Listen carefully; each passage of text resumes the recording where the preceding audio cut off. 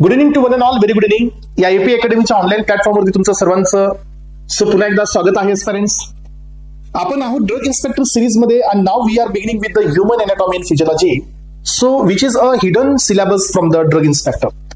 तुम्हाला सिलेबस मध्ये हा टॉपिक डायरेक्टली पाहायला मिळणार नाहीये, पण एस्पेरेंट सिलेबस मध्ये हॉर्मोन्स आहेत, हॉर्मोनची केमिस्ट्री आहे, सो हॉर्मोन्स बद्दलची फिजियोलॉजी आहे. तर एस्पेरेंट्स जर तुम्हाला हॉर्मोन्स देण्यात आले याचा अर्थ की याच्यामध्ये ऍडव्हान्स एंडोक्राइन सिस्टम आहे. Then if you wanted to understand the endocrine system aspirants you need to understand the hormonal basic HP, ज्याला आपण या ठिकाणी so chemical coordination so and integration असं म्हणतो. हा एचपीचा टॉपिक आहे aspirants. So this topic is not belongs to the advance pharmacology.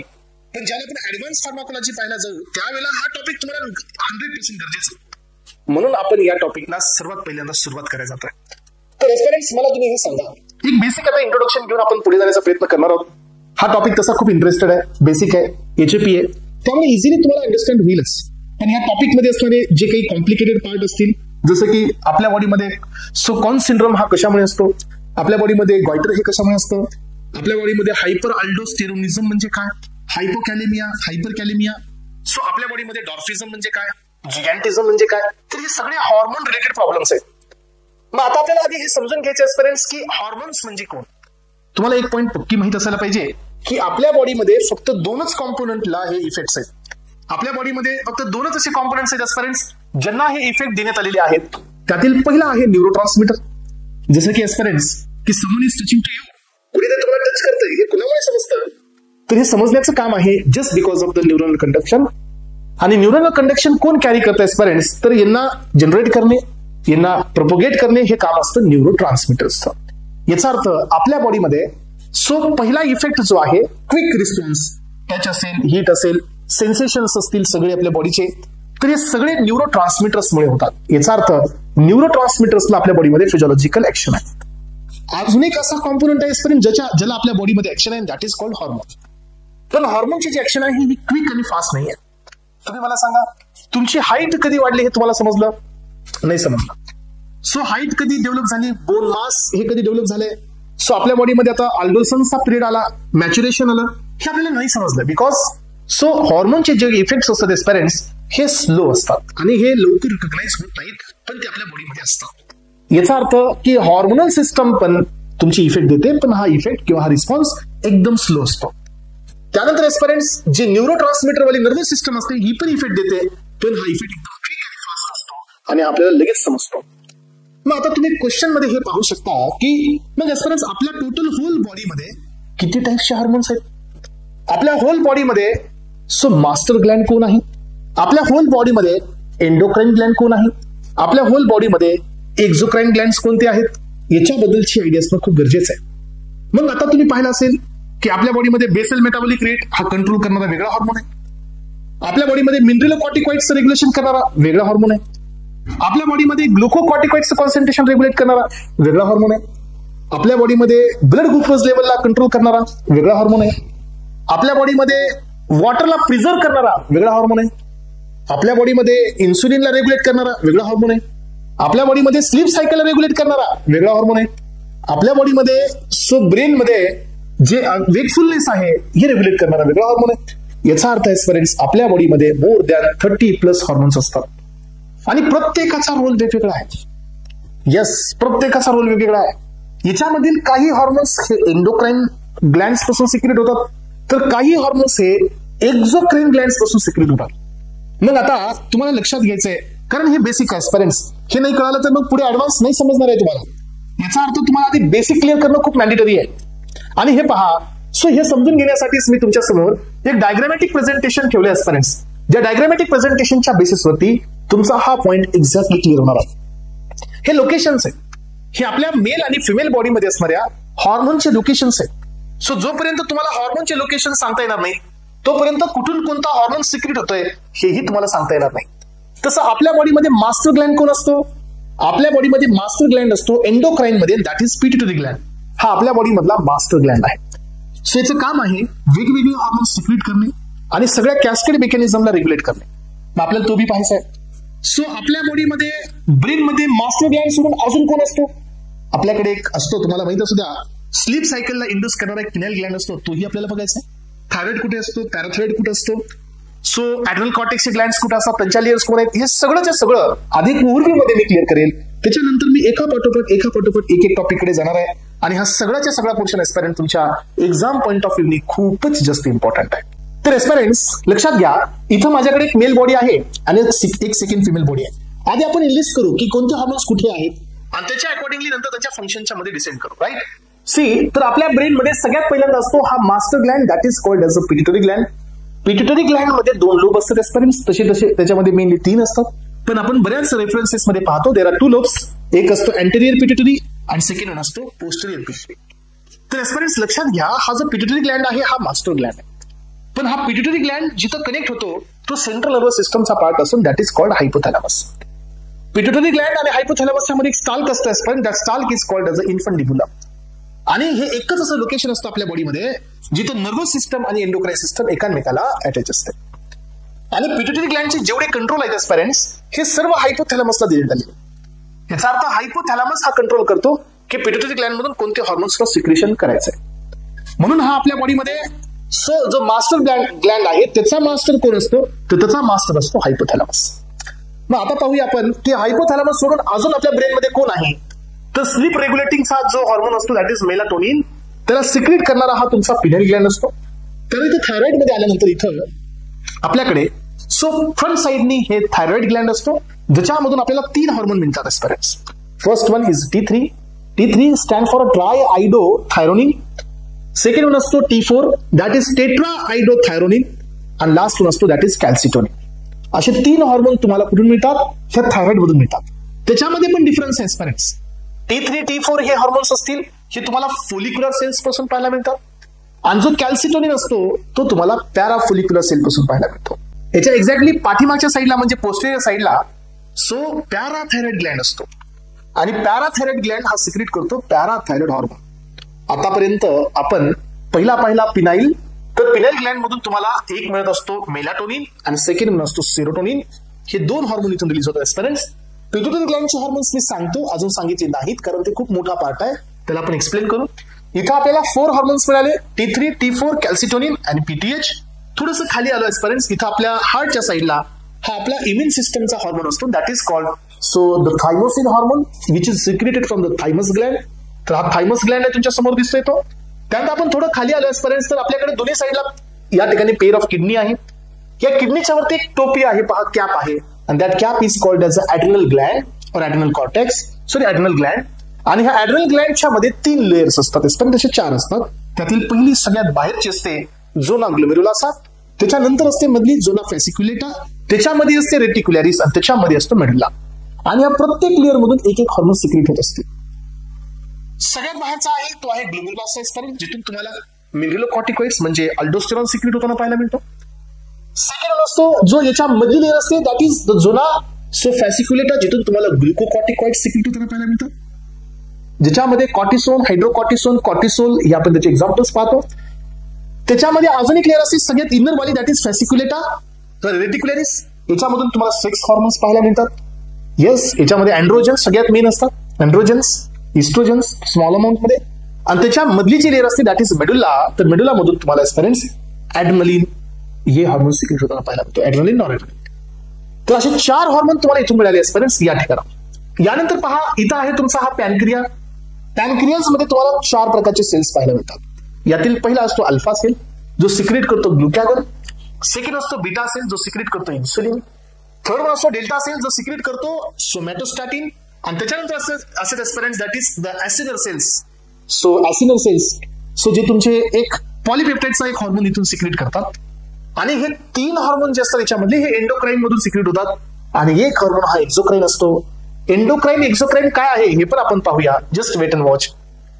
इथं तुमचे 4 झाले, इथं तुमचे 4 झाले, इथं तुमचे 4, इथे 1 झाला. या मेलाटोनिन मध्ये 2 झाले. सेरोटोनिन पिट्युटरी ग्लँड म्हणजे टोटल किती असतात माहितीये, टोटल हार्मोन्स जवळजवळ 10 असतात, 10 टोटल 10. आता ते कुठं असतात हे पाहू आपण याच्यानंतर. यानंतर मेल बॉडी मध्ये इथं टेस्टिस आहेत एस्पायरंट्स. तर टेस्टिस मध्ये तुम्हाला माहित असू द्या की स्पर्मॅटोजेनेसिस ला स्टिम्युलेट करणारे आपल्याकडे या ठिकाणी सेल्स असतात. त्याच्यामध्ये स्पर्मॅटोगोनियम जे असतात ज्याच्यापासून स्पर्म तयार होतो. आणि आपल्याकडे अजून 2 सेल असतात एस्पायरंट, त्यातील एक असतो सर्टोली सेल आणि सेकंड वन असतो लेडिक सेल. सर्टोली सेल हा न्यूट्रिशन देतो आणि लेडिक सेल हा टेस्टोस्टेरॉन देतो. एवढे हॉर्मोन्स हे मेल बॉडीमध्ये निघतात एस्पेरेंट्स. याच्यामध्ये मी लोकल हॉर्मोन सांगितले नाही जे जेएटी मध्ये आहे, जसं की पेप्सिन असेल, गॅस्ट्रोइंटेस्टिनल पेप्टाइड्स असतील, गॅस्ट्रिन असतील. तर हे अजून पुढचे हॉर्मोन्स आहेत, हे लोकल हॉर्मोन्स आहेत, हे आपण पुढे पाहू. यानंतर मग आता मेल फिमेल बॉडीमध्ये इथपर्यंत सगळे हॉर्मोन सेम आहेत. पण इथून खाली गेल्यानंतर एस्पेरेंट्स तुम्हाला ओव्हरीज मध्ये वेगळे हॉर्मोन्स पाहायला मिळतील. जसं की ओव्हरीज मध्ये जे फोलिकल्स असतात, ह्या फोलिकल्स पासून इस्ट्रोजन, कॉर्पस लुटियम पासून प्रोजेस्टेरॉन आणि small proportion of estrogen, placenta पासून ईसीजी, इनहिबिन, रिलॅक्सिन, एवढे हॉर्मोन्स हे इथं फिमेल बॉडीमध्ये पण असतात. असे टोटल आपल्या बॉडीमध्ये 30+ हॉर्मोन्स आहेत एस्पेरेंट्स. आणि हे झालं बेसिक इंट्रोडक्शन. मग आता ह्या सगळ्या हॉर्मोन्स मध्ये लक्षात घ्या एस्पेरेंट्स की हे जो कंट्रोल आहे आपल्या बॉडीमध्ये, हा सगळ्यांचा कंट्रोल पिट्युटरी ग्लँडच्या अंडरमध्ये असतो, एक्सेप्ट ह्या सगळ्यांचा कंट्रोल जो आहे हा आपल्या पिट्युटरी ग्लँडच्या अंडरमध्ये असतो, एक्सेप्ट दिस थायमोसिन आणि एक्सेप्ट दिस पॅनक्रियास. हे दोन जर हॉर्मोन सोडले तर सगळेच्या सगळे glands aspirants they will work under the guidance of pituitary Gland. म्हणून हा पिट्युटरी ग्लँड आपल्या बॉडीमध्ये मास्टर ग्लँड असतो. मग तुम्ही पाहिलं असेल की हॉर्मोनचं सिक्रेशन नॉर्मल मध्ये असायला पाहिजे. जर हे सिक्रेशन हायपर मध्ये झालं तरी आपल्याला प्रॉब्लेम येतो, आणि जर हे सिक्रेशन हायपो मध्ये झालं तरी आपल्याला प्रॉब्लेम येतो. जसं की ग्रोथ हॉर्मोनचं सिक्रेशन जर एक्सेसिव्ह मध्ये झालं that may be leads to the gigantism, आणि जर ग्रोथ हॉर्मोनचं सिक्रेशन हे हायपोला गेलं तर that may be leads to the dwarfism. याचा अर्थ हॉर्मोनचं जे सिक्रेशन आहे हे नॉर्मल कॉन्सन्ट्रेशन मध्ये असायला पाहिजे. मग आता आपण चाललोय एस्पेरेंट्स त्या टॉपिककडे, जो टॉपिक सगळ्यात मेन आहे, जो तुम्हाला कोरिलेट करेल, आणि that is called as a pituitary Gland. So how it is working. मग आता तुम्हाला लक्षात ठेवायचं आहे की पिट्युटरी ग्लँड जो आहे हा पिट्युटरी ग्लँड सो आपल्या बॉडीमध्ये कसा काम करतो पहा, आणि याचे जे ऍक्शन्स आहेत एस्पेरेंट्स, ऍक्शन म्हणजे रेग्युलेशन आहे, हे आता थोडं त्यात आपण समजून घेऊया. डायग्रामॅटिक प्रेझेंटेशन पण तुमच्यासाठी मी दिलेलं आहे. तर हे पहा एस्पेरेंट्स की आपला जो ब्रेन असतो हा ब्रेनचा भाग आहे, दिस इज कॉल्ड एज अ थॅलामस. हा थॅलामस आहे. या सो थॅलामसचा जो रूटचा पार्ट असतो एस्पेरेंट्स, तर हा भाग असतो जो तुमचा हायपोथॅलामस मध्ये कन्सिडर होतो. हायपोथॅलामस हा नर्वस सिस्टमचा पार्ट आहे. नर्वस सिस्टम मध्ये कोणता? सेंट्रल नर्वस सिस्टमचा भाग आहे. आणि यानंतर एस्पेरेंट्स या हायपोथॅलामसला हे स्टाल्क असतं जे अटॅच होतं, आणि हे स्टाल्कलाच आपण नाव दिलं होतं इन्फंडिब्युलम. आणि हा जो स्टाल्क असतो, हा स्टाल्क खाली अशा प्रकारच्या 2 लोबला अटॅच होता एस्पेरेंट्स, आणि यामध्ये हा जो लोब असतो तुमचा, this lobe is called as a, so या लोबला आपण नाव देतो पोस्टेरियर लोब, आणि हा जो लोब असतो this is called as a anterior lobe. हे कशाची फिजिओलॉजी पाहतोय आपण? ही फिजिओलॉजी पाहत आहोत आपण सो आपल्या बॉडीमध्ये असणारा जो मास्टर ग्लँड आहे, so which is called the pituitary Gland, त्याच्याबद्दल आपण पाहतोय, कारण यांचाच आपल्या बॉडीवरती इन्फ्लुएन्स आहे. हे पहा. मग आता तुम्ही लक्षात घ्यायचं एस्पेरेंट्स की जो अँटेरियर लोब असतो याला सेकंड नेम असतं ॲडिनोहायपोफायसिस, आणि जो इथं जो तुमचा पोस्टेरियर असतो याला आपण नाव देत असतो न्यूरोहायपोफायसिस. यानंतर पहा, या तुमच्या जो हायपोथॅलामस आहे याच्यामधून काही डायरेक्ट न्यूरॉन असतात एस्पेरेंट्स, जे इथून इथपर्यंत पोहोचतात. सो इथून इथपर्यंत पोहोचतात, पण हे न्यूरॉन फक्त पोस्टेरियर साइडला असतात. हे न्यूरॉन्स अँटेरियर साइडला नसतात. त्यामुळे जो पोस्टेरियर साइडचं जे रेग्युलेशन असतं हे अंडर द नर्वस सिस्टम आहे, अंडर द न्यूरॉन आहे. That is why it is called a neurohypophysis. आणि जो अँटेरियर साइड असतो एस्पेरेंट्स, इथं जो सिक्रेशन होतं हॉर्मोनचं हे न्यूरॉनच्या डायरेक्ट कंट्रोलमध्ये नसतं, त्याच्यामुळे आपण यांना नाव देतो ॲडिनोहायपोफायसिस.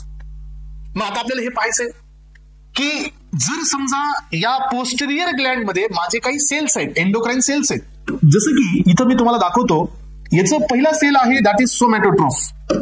हा पहिला सेल असतो एस्पेरेंट्स सोमॅटोट्रोफ. सोमॅटोट्रोफ याचा अर्थ हा जो सेल असतो हा इथून रिलीज करत असतो GH, that is growth hormone. पण एस्पेरेंट्स याला स्वतः सिक्रेट करायची ऍबिलिटी नाही आहे. हे स्वतः कुठलाच हॉर्मोन सिक्रेट नाही करत आहे. इथं खाली अजून एक सेल असतो दॅट इज कॉल्ड लॅक्टोट्रोफ, ज्याच्यामधून प्रोलॅक्टिन रिलीज होतं, पण हा पण स्वतः सिक्रेट नाही करू शकत.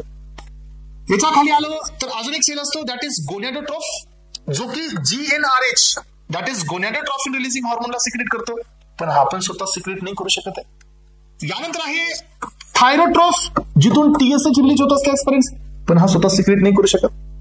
यानंतर पहा, याच्या खाली तुम्हाला अजून तुम्हाला मेलॅनोसाइट सो मेलॅनोट्रोफ म्हणजे काय की जे मेलॅनोसाइट स्टिम्युलेटिंग हॉर्मोन म्हणजे MSH हे सिक्रेट करतो, पण यालाही स्वतःला सिक्रेट करण्याची ॲबिलिटी नाही आहे. यानंतर अजून एक असतो एस्पिरिन, दॅट इज कॉर्टिकोट्रोफ, जिथून तुम्हाला ACTH सिक्रेट होतो, पण यालाही स्वतः सिक्रेट होण्याची ॲबिलिटी नाही आहे. याचा अर्थ काय असतो की एंटेरियर साइडला जेवढे हॉर्मोन्स आहेत एस्पिरिन्स यांना स्वतः सिक्रेट होण्याची कॅपेबिलिटी नाही आहे. यांना सिक्रेट व्हायचंय under the control of the hypothalamus. Posterior साइडला जे हॉर्मोन्स आहेत एस्पिरिन यांनाही सिक्रेट व्हायचंय under the control of hypothalamus, पण हायपोथॅलॅमसचा कंट्रोल यांना डायरेक्ट आहे, याच्यामुळे यांना थर्ड कुठला फॅक्टर लागत नाही. पण एस्पिरिन जसं या हायपोथॅलॅमसला आता अँटेरियर साइडला सिग्नल द्यायचे रिलीज होण्यासाठी, सो तो सिग्नल देण्यासाठी त्याच्याकडे डायरेक्ट न्यूरॉन्सचं कंट्रोल नाही आहे. याच्यामुळे या हायपोथॅलॅमसला इथून काही फॅक्टर्स रिलीज करावे लागतात एस्पिरिन्स, आणि फॅक्टर रिलीज झाल्यानंतर हे फॅक्टर हायपोथॅलॅमस पासून हे खाली अँटेरियर पिट्युटरी ग्लँड मध्ये रीच होतात, आणि हे येण्यासाठी इथं ब्लड वेसल्स आहेत एस्पिरिन्स. ही ब्लड वेसल असते हायपोफायसियल, हे पहा हे आलेलं आहे क्वेश्चन, हायपोफायसियल पोर्टल वेन असते, जिथून ही फॅक्टर्स खाली डिसेंड होतात. मग आता तुम्ही इथं पाहू शकता की जर समजा मला ग्रोथ हॉर्मोन सिक्रेट करायचं आहे इथून, तर मला वरून फॅक्टर येतो that is GHRH, that is growth hormone releasing hormone. हे फॅक्टर्स आहेत. हे सिक्रेट कोण करतंय? हे फॅक्टर सिक्रेट होतात हायपोथॅलॅमस पासून GnRH, देन हे इथे येतील सोमॅटोट्रोफच्या सेलवरती काम करतील, आणि इथून बाहेर पडेल तुमचा GH, that is growth hormone. जर मला इथं गोनॅडोट्रॉफिन रिलीजिंग हॉर्मोनचं सिक्रेट करायचंय, गोनॅडोट्रॉफिन GnRH जर मला इथं सिक्रेट करायचंय, तर मला इथून तुमचा गोनॅडोट्रॉफिन रिलीजिंग हॉर्मोन द्यावा लागेल GnRH. तर हे GnRH खाली येईल एस्पिरिन्स, हे गोनॅडोट्रॉफ वरती काम करेल, आणि इथून तुमचे दोन हॉर्मोन सिक्रेट होतील, दॅट इज FSH, आणि सेकंड वन असतो LH, that is follicle stimulating hormone and luteinizing. त्याच्या आधी आपण GnRH तर येतो, इथं नाहीये, हे रिलीजिंग हॉर्मोन आहे, आणि इथून जे सिक्रेट होतात ते FSH आणि LH सिक्रेट होतात. यानंतर समजा एस्पिरिन्स मला इथून आता TSH काढायचं आहे, तर मला वरून हॉर्मोन सिक्रेट करावं लागेल फॅक्टर. कोणता फॅक्टर मला सिक्रेट करावं लागेल सांगा? तर या फॅक्टरचं नेम असेल TRH. TRH म्हणजे थायरॉइड रिलीजिंग हॉर्मोन, हे खाली येतील थायरोट्रोफ वरती काम करतील, आणि इथून बाहेर पडेल TSH, that is thyroid stimulating hormone. यानंतर पहा माझ्याकडे इथं MSH आहे, MRH जे रिलीज करतील MSH. माझ्याकडे वरून येणार आहे CRH, that is corticotrophic releasing hormone, आणि इथून तयार होणार आहे ACTH, that is adrenocorticotrophic hormone. आणि पहा यांचाच तर आपल्या बॉडीवरती पुन्हा इफेक्ट आहे. म्हणून तर याला मास्टर ग्लँड म्हणलं जातं एस्पिरिन्स. आणि या साईडने तुम्हाला फक्त दोनच हॉर्मोन रिलीज होताना पाहायला मिळतील एस्पिरिन्स. त्यातील पहिला हॉर्मोन असेल ADH, तर दुसरा हॉर्मोन असेल दॅट इज ऑक्सिटोसिन. हॉर्मोन असतो ऑक्सिटोसिन, जो की मसल्स, जे स्मूथ मसल्स असतात युटरस मध्ये, त्यांच्या कॉन्ट्रॅक्शन साठी हा वापरला जातो. मग आता आपण हे पाहूया, हे तुम्हाला समजलं एस्पिरिन्स की अँटेरियर लोबला काय पाहिजे? फॅक्टर्स. मग आता फॅक्टर्स मध्ये काय केलं आपण की हायपोथॅलॅमस, हे पहा हायपोथॅलॅमस पासून कोण रिलीज झालेला आहे? हायपोथॅलॅमस पासून इथून CRH, कॉर्टिकोट्रॉफिक रिलीजिंग हॉर्मोन, यांनी खाली आला कॉर्टिकोट्रॉफ वरती काम केलं. हे कॉर्टिकोट्रॉफ आहे म्हणजे सेल आहे, एंडोक्राइन सेल आहे, आणि याच्यामधून रिलीज झाला ACTH. ACTH हा तुमचा खाली डिसेंड होतो झोना ग्लोमेरुलासा, याच्यामधून हा मिनरलोकॉर्टिकॉइड्सला सिक्रेट करतोय. त्यानंतर झोना सोफॅसिक्युलेटा यामधून ग्लुकोकॉर्टिकॉइड्सला सिक्रेट करतोय, आणि झोना रेटिक्युलारिस, येस झोना रेटिक्युलारिस यांच्यामधून हा 6 हॉर्मोन सिक्रेट करतोय. याचा अर्थ ACTH चा कंट्रोल या तिघांवरती आहे. यानंतर पहा सेकंड पहा TRH, थायरॉइड रिलीजिंग हॉर्मोन, हा थायरोट्रोफ वरती काम करेल, आणि इथून तयार होईल TSH. तर एस्पिरिन्स TSH हा आपल्या बॉडीमध्ये जाईल, T3 ला सिक्रेट करेल, T4 ला सिक्रेट करेल, कॅल्सिटोनिन ला सिक्रेट करेल. याचा अर्थ हे TSH ने हे 3 हॉर्मोनला सिक्रेट केलं. यानंतर पहा GnRH, हे 2 हॉर्मोनला सिक्रेट करेल एस्पिरिन्स गोनॅडोट्रॉफ पासून. एक आहे FSH, तर दुसरा आहे LH. तर यांच्यापासून आपल्या बॉडीमध्ये ओव्हरियन आणि युटेराइन हे सगळेच हॉर्मोन्स इथं पहा. इथं इस्ट्रोजन आला, त्यानंतर प्रोजेस्टेरॉन आला, त्यानंतर तुमचा यामध्ये इनहिबिन आला, त्यानंतर इथं इनहिबिन आला, देन रिलॅक्सिन आला, त्यानंतर यांच्यामध्ये HCG हॉर्मोन बी आला. येस HCG हॉर्मोन आला. एवढे हॉर्मोन सिक्रेट झाले. याचा अर्थ काय की बॉडीमधले 70% हॉर्मोन्स हे कुठून सिक्रेट होत आहे? सो त्यांच्या अंडरमधून जे की सो सिक्रेट होत आहेत पिट्युटरी ग्लँडच्या अंडरमध्ये, पण त्याच्यामधून म्हणून पिट्युटरी ग्लँड हा मास्टर ग्लँड असतो एस्पिरंट्स. आम्हाला सगळ्यांना, आणि प्रत्येकाचा रोल वेगवेगळा आहे. मग पुढे जाऊ आणि एक गोष्ट लक्षात घ्यायची की आपल्याकडे 3 प्रकारची ग्लँड्स आहेत. त्यातील पहिला ग्लँड आहे that is endocrine. So what is endocrine gland aspirants? एक एक्झाम्पल बघा. जर माझ्याकडे हा एक ग्लँड आहे, सो जो हार्मोनला सिक्रेट केल्यानंतर तो डायरेक्ट ब्लड मध्ये पाठवत आहे. येस, ज्याच्याकडे डक्ट नाहीये, ज्याच्याकडे स्वतःची हार्मोन साठवण्यासाठी पात्र नाहीये, तर हे असतात एंडोक्राइन ग्लँड्स. सो जे ग्लँड्स आपल्या बॉडीमध्ये हार्मोन्स तयार केल्यानंतर आधी हा हार्मोन डक्ट मध्ये जातो आणि तिथून ब्लड मध्ये जात असेल, याचा अर्थ याच्याकडे डक्ट आहे. हे असतात एक्झोक्राइन ग्लँड्स. आणि काही ऑर्गन कडे दोन्ही पॉसिबिलिटी असतात, यांना नाव द्यायचं असतं हिट्रोक्राइन ग्लँड्स. ट्रान्सपरन्स हे झाला ओव्हरव्ह्यू. एंडोक्राइन सिस्टमचा झाला ओव्हरव्ह्यू. आपल्या बॉडीमध्ये 30+ हॉर्मोन्स आहेत.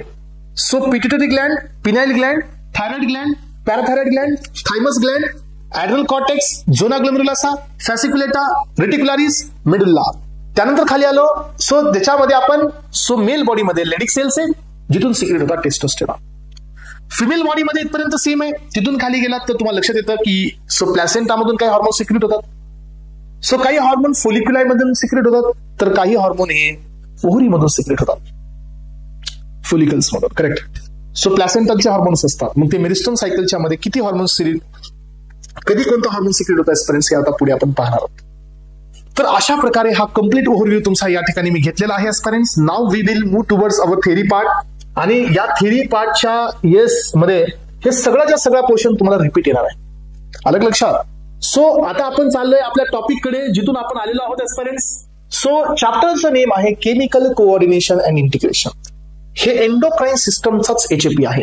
अजून एक एचएपी आपल्याला पाहावं लागतं एस्पिरंट, दॅट इज रिप्रोडक्टिव्ह सिस्टम. हे 2 एचएपी बघितल्यानंतरच तुम्हाला एंडोक्राइन सिस्टम ही क्लिअर होत असते. सो यामध्ये the branch of biology which deals with the study of endocrine system and its physiology, ही अशी एक सायन्स किंवा बायोलॉजीची ब्रांच आहे जी आपल्या बॉडीमध्ये हॉर्मोनचा स्टडी करते, त्यांच्या फिजिओलॉजीचा स्टडी करते, हॉर्मोनल ग्लँडचा स्टडी करते एस्पिरंट्स. याला आपण नाव देत असतो एंडोक्रिनॉलॉजी. न्यूरोनल सिस्टम आणि endocrine system jointly coordinate with each other to perform the normal body functions. म्हणून पहा, या दोघांनाच आपल्या बॉडीमध्ये इफेक्ट्स आहेत. त्यामुळे हे दोन्ही सिस्टम एकमेकांसोबत जॉईंटली कोऑर्डिनेट होतात एस्पिरंट्स आणि आपल्या बॉडीमध्ये इफेक्ट येतो. थॉमस एडिसन हा जो होता, so he is known as a father of endocrinology और एंडोक्रिनॉलॉजी. सो हा आपल्या बॉडीमध्ये जेवढे हॉर्मोन्स आहेत, या हॉर्मोन्सची जी स्टार्टिंगला इन्फॉर्मेशन कॉन्ट्रीब्युट करण्यात आली, तर ती just because of the Thomas Edison. मग आता आपल्याकडे 3 प्रकारचे हॉर्मोन्स आहेत एस्पिरंट, ग्लँड्स आहेत. यातील पहिला आहे एक्झोक्राइन ग्लँड, सेकंड वाला आहे endocrine Gland, so third one आहे हिट्रोक्राइन ग्लँड. मी तुम्हाला याच्या आधी पण सांगितलं की एक्झोक्राइन ग्लँड्स म्हणजे काय, जे त्यांचे प्रोडक्ट हे सिक्रेट करतात डक्ट मध्ये. म्हणजे काय, प्रोडक्ट हे डक्ट मध्ये जातात, म्हणजे त्यांच्या पात्रामध्ये जातात आणि तिथून पुन्हा ब्लड मध्ये जात असतील, तर that is called as exocrine gland. So example आहे डायजेस्टिव्ह ग्लँड्स, लिव्हर मधले glands, sweat glands, sebaceous gland, gastric glands आणि सम इंटेस्टिनल ग्लँड्स. हे सगळे एक्झोक्राइन ग्लँड्स आहेत एस्पिरंट्स. यानंतर आहे एंडोक्राइन ग्लँड, ज्यांच्याकडे डक्ट नसतो, these are the ductless. So ज्यांच्याकडे स्वतःचा डक्ट नाहीये, जे काही यांचे प्रोडक्ट असतील एस्पिरंट्स, हे डायरेक्टली सिक्रेट कुठे होत आहे, हे सर्व प्रोडक्ट डायरेक्टली सिक्रेट होत आहेत ब्लड सर्क्युलेशन मध्ये. त्यामुळे हा जो क्लास असतो, हा असतो एंडोक्राइन ग्लँड्स. आता याच्यामध्ये पिट्युटरी ग्लँड आहे, थायरॉइड ग्लँड आहे, पॅराथायरॉइड ग्लँड आहे, ऍड्रनल ग्लँड आहे, सो पिनल ग्लँड आहे, हे सगळे तुमचे थायमस ग्लँड आहे. तर हे सगळेचे सगळे तुमचे एस्पिरंट्स या ठिकाणी एंडोक्राइन ग्लँड्स आहेत. यानंतर आपल्याकडे असा पण एक क्लास आहे एस्पिरंट, ज्याच्यामध्ये दोन्ही टिश्यू असतात, दोन्ही पॉसिबिलिटी असतात, आणि हा असतो तुमचा हिट्रोक्राइन Gland.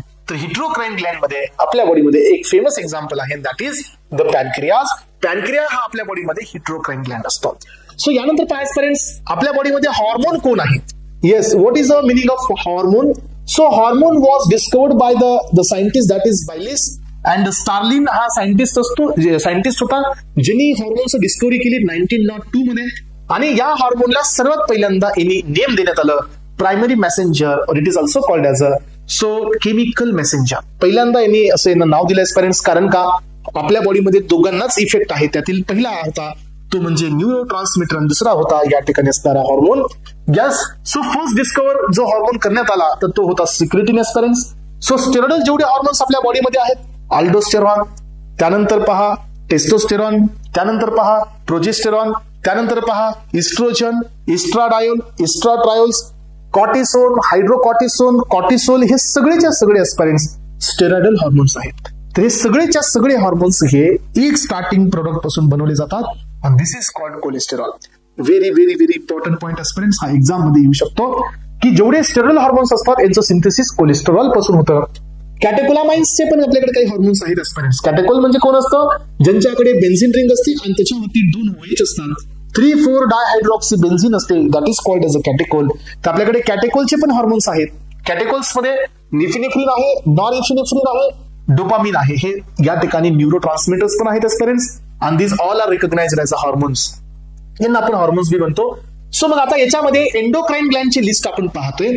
So pituitary, thyroid, parathyroid, adrenal, isolates of Langerhans in the pancreas, alpha, beta आणि डेल्टा हे एंडोक्राइन आहेत. लक्षात ठेवा हे 3 एंडोक्राइन असतात म्हणून इथं आलेलं आहे.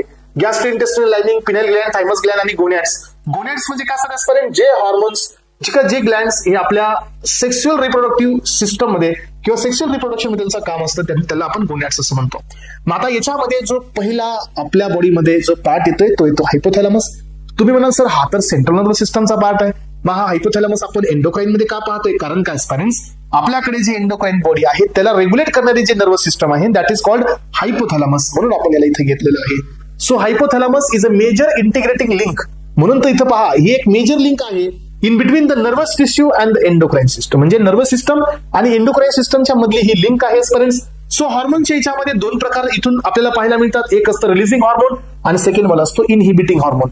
तर इनहिबिटिंग हॉर्मोन बद्दल आपण या ठिकाणी एक इनहिबिटिंग हॉर्मोन इथं आपल्याला पाहायला मिळतो that is called as a dopamine aspirants. लक्षात घ्या हा तुमचा प्रोलॅक्टिनचा इनहिबिटर असतो.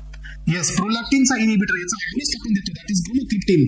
तुम्ही फार्माकोलॉजी मध्ये याची आयडिया घेतली असेल तर हा इनहिबिटिंग हॉर्मोन असतो. पुढे आपण याला पाहूया. So this hormone reach to the anterior lobe through the hypophyseal portal vein. मी तुम्हाला आधीच सांगितलं होतं की ही जी सर्क्युलेटरी सिस्टम असते इथली ही थोडीशी जास्त महत्वाची एस्पायरेंट्स आणि एक्झाम मध्ये विचारली पण जाते. कारण का की ही हायपोफायसियल पोर्टल वेन थोडी युनिक आहे, थोडी स्पेसिफिक आहे की जे रिलीजिंग फॅक्टर हायपोथॅलॅमस सिक्रेट करते हे अँटेरियर पिट्युटरी ग्लँड पर्यंत रीच आउट होत असतात या सिस्टमनी, म्हणून ही एक्झाम मध्ये विचारली जाते. The posterior pituitary gland under the direct neural regulation. मी तुम्हाला हे सांगितलं होतं की जो पोस्टेरियर साइड असते ही डायरेक्ट न्यूरॉनच्या कंट्रोलमध्ये आहे आणि जी अँटेरियर साइड आहे ही डायरेक्ट न्यूरॉनच्या कंट्रोलमध्ये असल्यामुळे इथं तुम्हाला रिलीजिंग हॉर्मोन्स द्यायचे आहेत. रिलीजिंग हॉर्मोन्स पण कोणते आहेत त्याचा चार्ट पण मी पुढे दिलेला आहे. सो पोस्टेरियर हे डायरेक्ट न्यूरल कंट्रोलमध्ये असल्यामुळे इथं तुम्हाला रिलीजिंग फॅक्टरची गरज नाही एस्पायरेंट्स. चला तर मग सुरुवात करूया या पहिल्या टॉपिकची, पहिल्या बीटची, पहिल्या हॉर्मोनची जो आपल्या बॉडीमध्ये फेमस आहे, आपल्या बॉडीतला मास्टर आहे आणि that is called as a pituitary Gland. So what is the meaning of pituitary Gland? इथं पहा तर हा एक तुमचा एंडोक्राइन ग्लँड आहे aspirants present in the brain आणि हा ब्रेन मध्ये बोनी कॅव्हिटी मध्ये प्रेझेंट असतो आणि this bony cavity is called as a sella turcica. ही एक इम्पॉर्टंट बीट आहे. हा तुम्हाला एक्झाम मध्ये विचारला जाऊ शकतो आणि एस्पायरेंट हा कुठल्या बोनचा पार्ट असतो तर हा आपल्या फेसियल मधल्या या ठिकाणी स्पिनॉइड बोनचा पार्ट असतो. लक्षात ठेवा. अटॅच टू द हायपोथॅलॅमस वाया इन्फंडिबुलम. सो इन्फंडिबुलम म्हणजे काय? तो जो स्टाल्क असतो ह्या स्टाल्कनी तो हायपोथॅलॅमस सोबत अटॅच असतो. The pituitary Gland functionally separated into the lobes. हा पिट्युटरी ग्लँड लोब्स मध्ये सेपरेट होत असतो एस्पायरेंट्स.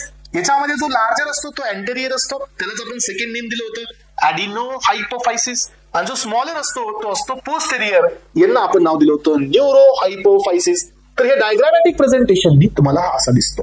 इथं पाहू शकता एस्पायरेंट डायग्राम तुम्ही पहा.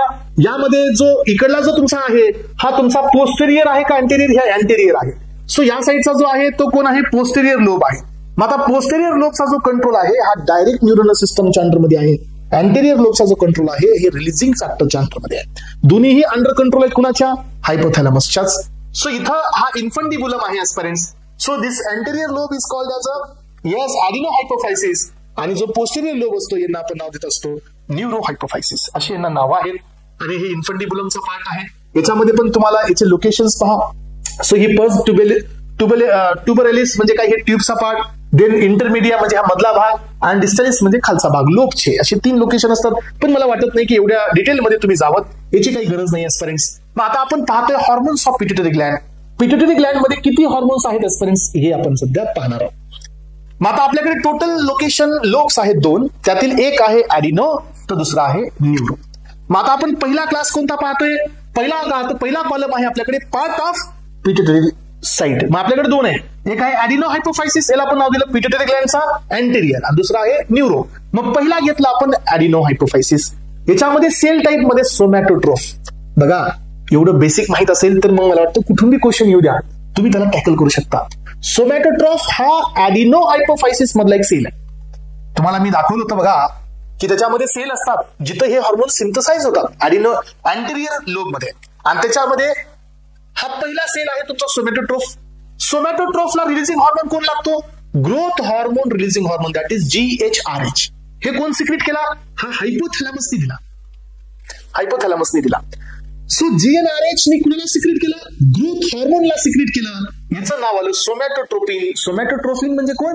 ग्रोथ हार्मोन, जो आपल्या बॉडीमध्ये मसल आणि बोनची ग्रोथ करतो.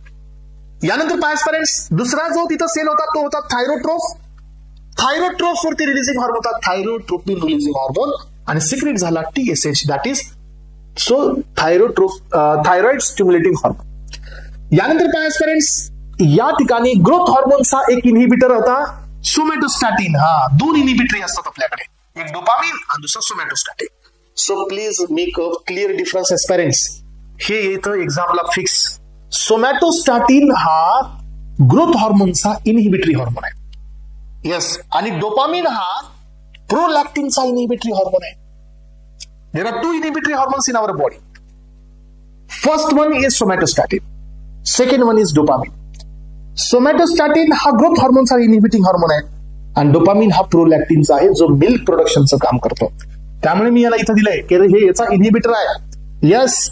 सो यानंतर पहा, आता पुढची सेल आहे कॉर्टिकोट्रोफ. कॉर्टिकोट्रोफ साठी रिलीजिंग फॅक्टर कोण आहे? CRH, that is corticotropic releasing hormone. इथून रिलीज कोण झाला? Adrenocorticotropic hormone, that is ACTH release झालेला आहे. यानंतर मेलॅनोसाइट रिलीजिंग हार्मोन, इथून तयार झाला melanocyte stimulating hormone. Melanocyte inhibiting B hormone आहे, पण ऍस्पिरिन हे एवढं इम्पॉर्टंट नाही आहे. सो यानंतर पहा लॅक्टोट्रोफ. हे खूप इम्पॉर्टंट आहे. लॅक्टोट्रोफ या सेल पासून याच्यावरती इथं रिलीजिंग कोण होता? Factor, that is prolactin releasing hormone, that is PRH. आणि इथून हार्मोन कोण तयार झाला? So that is prolactin. Prolactin हा मिल्क प्रोडक्शनचा हार्मोन असतो एस्पिरेंट्स. आणि हे बघा, प्रोलॅक्टिन इनहिबिटिंग हार्मोन म्हणजे असतो डोपामिन, आणि कधी कधी एक्झाम मध्ये याचा अगोनिस्ट येतो ब्रोमोक्रिप्टिन. हे 2 पॉइंट एक्झाम मध्ये येतात. चला, गोनॅडोट्रोफ यांचा रिलीजिंग फॅक्टर कोण आहे? GnRH. हे कुठून आला? हायपोथॅलॅमस कडून आला, GnRH. आणि रिलीज झाले 2 हार्मोन, दॅट इज FSH आणि LH, that is follicle stimulating hormone आणि ल्युटेनायझिंग हार्मोन. ल्युटेनायझिंग हार्मोन हा आपल्यासाठी मेन असतो. अजून एक असतो ICSH, इंटरडिशियल सेल स्टिम्युलेटिंग हार्मोन. असे हे पण एक तुमचा याला सायमल्टेनियसली दुसरा हार्मोन असतो, पण त्याचा काही इतका मेजर फंक्शन किंवा रोल नाही आहे. चला, यानंतर पायस्परेंट्स आता आपल्याकडे दुसरा आहे न्यूरोहायपोट्रोफ. न्यूरोहायपोट्रोफ म्हणजे काय? की पोस्टेरियर लोब. याच्यासाठी कुठलाही हार्मोन रिलीजिंग लागणार नाही तुम्हाला, किंवा कुठलाही रिलीजिंग फॅक्टर लागणार नाहीये. कारण का? कारण यांचं कंट्रोल डायरेक्ट नर्वस सिस्टमच्या अंडरमध्ये आहे. आणि यानंतर पायस्परेंट इथून आपल्याला 2च हार्मोन पाहायला मिळतात. एक आहे ऑक्सिटोसिन, तर सेकंड हार्मोन आहे antidiuretic hormone, that is called desmopressin. Desmopressin, terlipressin, lypressin हे सगळे कोण आहेत? हे सगळे वॅसोप्रेसिन, हे सगळे तुमचे ADH एनालॉग आहेत. आणि यांचं काम वेगळं आहे, याचं काम वेगळं आहे. प्रत्येक हार्मोनचं काम वेगळं आहे. मग आतापर्यंत आपण काय पाहिलं एस्पिरेंट्स? आतापर्यंत आपण पिट्युटरी ग्लॅंड मधून सिक्रेट होणारे हार्मोन्स पाहिले. कुठल्या साईडनी? अँटेरियर साईडचे पाहिले आणि पोस्टेरियर साईडचे पाहिले. अँटेरियर साईडच्या हार्मोनला सिक्रेट होण्यासाठी तुम्हाला रिलीजिंग फॅक्टर पाहिजे. पोस्टेरियर साईडच्या हार्मोनला सिक्रेट होण्यासाठी तुम्हाला रिलीजिंग फॅक्टर नाही पाहिजे. सो अँटेरियर साईडला ग्रोथ हार्मोन रिलीज करायचा आहे तर तुम्हाला GHRH पाहिजे. अँटेरियर साईडला तुम्हाला प्रोलॅक्टिन रिलीज करायचं आहे तर PRH पाहिजे रिलीजिंग फॅक्टर. जर अँटेरियर साईडला तुम्हाला TSH रिलीज करायचं आहे तर TRH पाहिजे. अँटेरियर साईडला तुम्हाला ACTH रिलीज करायचं असेपर्यंत तुम्हाला CRH पाहिजे. अँटेरियर साईडला तुम्हाला जर FSH LH रिलीज करायचं आहे तर तुम्हाला GnRH पाहिजे. हे रिलीजिंग फॅक्टर्स आहेत which are secreted from the under the influence of hypothalamus आणि हायपोफायसिल पोर्टल वेनी. हे खाली येतात आणि तिथून हे हार्मोन्स बाहेर पडतात आणि स्पेरेंट्स नंतर हे ब्लड मध्ये एंटर करतात. ब्लड मधून हे त्यांच्या लोकेशनला पास होतात. जसं की TSH इथून रिलीज झाला with the help of TRH, मग तो TSH इथे येतो आणि इथं तुमच्या T3 T4 चं सिंथेसिस वाढतो 100 टाइम्सनी. अशा पद्धतीने यांचं रेग्युलेशन असतं आपल्या बॉडीमध्ये एस्पिरेंट्स. आणि म्हणून हे हार्मोन्स इम्पॉर्टंट आहेत, म्हणून हा ग्लॅंड इम्पॉर्टंट आहे. मग आता याच्यामध्ये आपण चाललो इंडिव्हिज्युअल हॉर्मोनकडे. हा लक्षात घ्या, हेच तर मेन आहे. आता प्रत्येक हॉर्मोनच्या मध्ये जाऊन त्याची फिजिओलॉजी आपल्याला स्टडी करायची आहे इंडिव्हिज्युअली. हे पहा, पहिला आहे growth hormone. So growth hormone हा आपल्या ब्रेनच्या पिट्युटरी ग्लँड पासून प्रोड्यूस होतो. हाईट, बोन लेंथ आणि मसल ग्रोथचा रोल असतो याच्या आपल्या बॉडीमध्ये. सो ग्रोथ हॉर्मोनचं जर आपण डिसऑर्डर्स पाहिले आजपर्यंत तर आपल्याला डॉर्फिझम, जिगॅन्टिझम, ॲक्रोमेगली, सो एवढे प्रॉब्लेम्स आपल्याला पाहायला मिळतात. मग आता याच्यामध्ये प्रत्येकात वेगळा डिफरन्स आहे. सो ॲजपर्यंत डॉर्फिझम म्हणजे काय की आपल्या बॉडीमध्ये ग्रोथ हॉर्मोनच नाहीये, और failure of secretion of growth hormone. याचा अर्थ काय, ग्रोथ हॉर्मोनचं जे कॉन्सन्ट्रेशन आहे किंवा बॉडीमध्ये जे प्रमाण आहे हे नॉर्मल पेक्षा जर कमी असेल तर आपली जी ग्रोथ आहे ही स्टंट होते अँड लीड्स टू द डॉर्फिझम. डॉर्फिझम म्हणजे पुटका. सो सेकंड थिंग काय, जिगॅन्टिझम. याचा अर्थ काय आजपर्यंत की आपल्या बॉडीची सो हाईट जास्त होते. याचा अर्थ काय की जर आपल्या बॉडीमध्ये ग्रोथ हॉर्मोनचं कॉन्सन्ट्रेशन हे नॉर्मल पेक्षा हाय जात असेल तर मग आपल्याला होऊ शकतो जिगॅन्टिझम. सो यानंतर अजून एक पॉइंट आहे ॲक्रोमेगली. याचा अर्थ असा असतो ॲजपर्यंत over secretion of growth hormone after the adolescence. Adolescence म्हणजे काय, after the age of maturity. Growth हॉर्मोनचं सिक्रेशन एक्सेसिव्हच आहे, but after the age of maturity म्हणजे काय, अडोलसन्सचा पिरियड कंप्लीट झाल्यानंतर जर ग्रोथ हॉर्मोनचं सिक्रेशन होत असेल ॲजपर्यंत तर काय होतं, long bones of arms, hands, legs, lower jaw हा थोडासा लॉंग होतो आणि it is looking like a gorilla like appearance. So this is called as a acromegaly. तर आजपर्यंत हे 3 प्रॉब्लेम आहेत. तीनही प्रॉब्लेम इम्पॉर्टंट आहेत एक्झाम पॉईंट ऑफ व्ह्यू. हे ग्रोथ हॉर्मोनच्या हायपो आणि ग्रोथ हॉर्मोनच्या हायपर सिक्रेशनमुळे होतात. यातला डॉर्फिझम हा हायपोचा प्रॉब्लेम आहे. सो जिगॅन्टिझम आणि ॲक्रोमेगली हा हायपरचा प्रॉब्लेम आहे. येस ऑर नो, समजलं सगळ्यांना? चला, यानंतरचा नेक्स्ट हॉर्मोन आहे थायरॉइड. तर एस्परेंट्स खूप जास्त इम्पॉर्टंट आहे हा thyroid. Thyroid hormone, the wall of each follicle consist the primary cells is called as a follicular cell. मग थायरॉइड हॉर्मोन मध्ये जे छोटे छोटे सेल्स असतात हे सर्व फोलिक्युलर सेल्स असतात aspirants. Under the influence of TSH. मी तुम्हाला आधी पण सांगितलं की टीएसएच हा पिट्युटरी ग्लँडचा पार्ट आहे आणि तो खाली येऊन आता थायरॉइड ग्लँडला स्टिम्युलेट करतोय. दे बिकम ऍक्टिव्ह सिक्रेशन आणि range from the cuboidal to the low columnar shape. And thyroid gland contain follicular cells आणि पॅराफोलिक्युलर सेल्स एस्परेंट्स. आणि याच्यापासून आपल्याला T3, T4 आणि कॅल्सिटोनिन पाहायला मिळते. हे पहा, इथं तुम्हाला डायग्रामॅटिक प्रेझेंटेशन मध्ये मी दाखवलंय. हे पहा. सो हा हायपोथॅलॅमस पासून TRH पासून TSH जातोय आणि T3, T4 आणि कॅल्सिटोनिनचं सिक्रेशन करतात. याच्यामध्ये T3, T4 हे फोलिक्युलर सेल पासून सिक्रेट होत आहे, तर कॅल्सिटोनिन हा पॅराफोलिक्युलर सेल पासून सिक्रेट होत आहे. लक्षात घ्या, यामध्ये the both iodinated form of the amino acids is called as a tyrosine. So T3 हा तुमचा म्हणजे एक गोष्ट लक्षात ठेवायचं आहे की हे T3, T4 हा हार्मोन जो आहे टायरोसिन अमायनो ऍसिड पासून बनवण्यात आलेला आहे. Yes, very very very important. It is obtained from the tyrosine. Tyrosine पासून बनवलेला असतो हा जो की नॉर ॲड्रेनलिनच्या सिंथेसिस मध्ये असतो tyrosine. T3 is more active आणि मोर पोटंट बी असतो T4 पेक्षा. त्यामुळे तर आपण याला पेरिफेरली T4चं T3 करत असतो. पुढे हे फार्माकोलॉजी मध्ये पाहूच आपण. सो 3 हॉर्मोन इथून सिक्रेट होतात. थायरॉक्सिन दॅट इज टेट्राआयडोथायरोनिन म्हणजे T4 सिक्रेट होत असतो. ट्रायआयडोथायरोनिन म्हणजे T3 सिक्रेट होत असतो, दॅट इज कॅल्सिटोनिन. पॅराफोलिक्युलर हॉर्मोन्स म्हणजे पाठीमागच्या साईडनी तिथं पॅराफोलिक्युलर सेल्स असतात, तिथून आपल्याला PTH मिळतो, दॅट इज पॅराथायरॉइड हॉर्मोन. मग आता friends, disorder due to the thyroid hormones. Thyroid हॉर्मोनच्या कमी जास्तपणामुळे आपल्या बॉडीत काही प्रॉब्लेम्स येतात का? येस, डेफिनेटली येतात. थायरॉइड ग्लँडचे जर कमी जास्तपणा आपल्या बॉडीमध्ये झाला, हायपो किंवा हायपर सिक्रेशन होत असेल फ्रेंड्स, तर आपल्याला प्रॉब्लेम होऊ शकतो. मग आता याच्यामधील पहिला घ्यायचा due to the hypothyroidism. Hypothyroidism म्हणजे काय की जर प्रमाण हे कमी झालं कॉन्सन्ट्रेशन नॉर्मल पेक्षा तर बॉडीमध्ये हायपोथायरॉइडिझम होतं. मग आता it can be develop due to inactivity of the thyroid gland itself. म्हणजे काय, थायरॉइड ग्लँड जर इनॅक्टिव्ह होत असेल, T3, T4चं प्रोडक्शन होत नसेल तर मग हा प्रॉब्लेम आपल्याला पाहायला मिळतो. किंवा आपल्या बॉडीमध्ये TRH नसेल म्हणजे थायरॉइड रिलीजिंग हॉर्मोन नसेल किंवा थायरॉइड स्टिम्युलेटिंग हॉर्मोन नसेल तर मग T3, T4चं कॉन्सन्ट्रेशन प्रमाणापेक्षा कमी होऊ शकतं, म्हणजे हायपोला जात आहे. किंवा आयोडीनची डिफिशियन्सी असेल, कारण आयोडीन लागतं आपल्या T3, T4 बनवत असताना. T3 मध्ये आपल्याकडे 3 आयोडीन आहेत, T4 मध्ये आपल्याकडे 4 आयोडीन आहेत. याचा आयोडीनची डिफिशियन्सी असेल तरी असं होऊ शकतं. मग एस्पेरेंट्स, हे पहा की जर आपल्याकडे हायपोसिक्रेशन मध्ये पहिला प्रॉब्लेम असतो क्रिटिनिझम. क्रिटिनिझम काय माहितीये का? So failure of thyroid hormone secretion. So from infancy or the childhood म्हणजे लहानपणापासून slow body and the mental development, आणि याच्यामुळे बॉडीची ग्रोथ आणि डेव्हलपमेंट ही स्लो होते. मेटाबॉलिक रेट हा स्लो होत असतो एस्पिरंट. फिजिकली स्टंट होते ग्रोथ. मेंटली रिटायर्ड होतं. लो इंटेलिजन्स आपल्याला पाहायला मिळतं एस्पिरंट्स. ॲबनॉर्मल स्किन पाहायला मिळते आणि डिफ म्युटिझम पाहायला मिळते एस्पिरंट्स. तर हे सगळे प्रॉब्लेम्स कशामुळे झाले? लो कॉन्सन्ट्रेशन ऑफ T3 आणि T4. येस.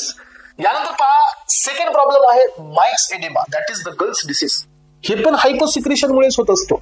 T3 T4 च्या पहा deficiency of the thyroid hormone produces the mics oedema in the adult. जर हेच सिक्रेशन अडल्ट मध्ये कमी झालं तर हा माइक्स एडेमा होतो आणि लो मेटाबॉलिक रेट होतं या ठिकाणी. हार्ट रेट कमी होतं, बॉडी टेम्परेचर लो होतं, रिप्रोडक्टिव्ह ॲबिलिटी लॉस्ट होते. सो यानंतर पहा सिंपल गॉइटर होत एस्पिरंट. जर आयोडीनची डिफिशियन्सी होत असेल तर हा थायरॉइड ग्लँड इनलार्ज होतो आणि this is called as a goitre. तर गॉइटर पण होत असतो low concentration of the T3 आणि T4, म्हणजे हायपोचाच प्रॉब्लेम आहे हा. यानंतर सांगा एस्पिरंट नेक्स्ट बीट आहे हायपर थायरॉइडिझममुळे काही प्रॉब्लेम्स होतात का? येस, इथं होत असतो एक्झोथॅलॅमिक गॉइटर. तर हे गॉइटर असतं aspirants. This is called Graves disease. Girls disease नाही, Graves disease aspirants. So thyroid इनलार्जमेंटच होते एस्पिरंट्स. बल्जिंग ऑफ आयबॉल जे असतात हे बल्ज आउट होतात, म्हणजे थोडेसे बाहेर येतात. तर हे असतो एक्झोथॅलॅमिक गॉइटर आणि हे होत असतो hyper secretion of the T3 आणि T4, दॅट इज एक्सेसिव्ह सिक्रेशनमुळे हे प्रॉब्लेम्स होतात एस्पिरंट्स. आणि मला असं वाटतं की या गोष्टीकडे तुमचं फोकस असावं, कारण हे पॉइंट आपल्यासाठी खूप जास्त महत्वाचे. ठीक आहे. यानंतर पहा पॅराथायरॉइड आहे.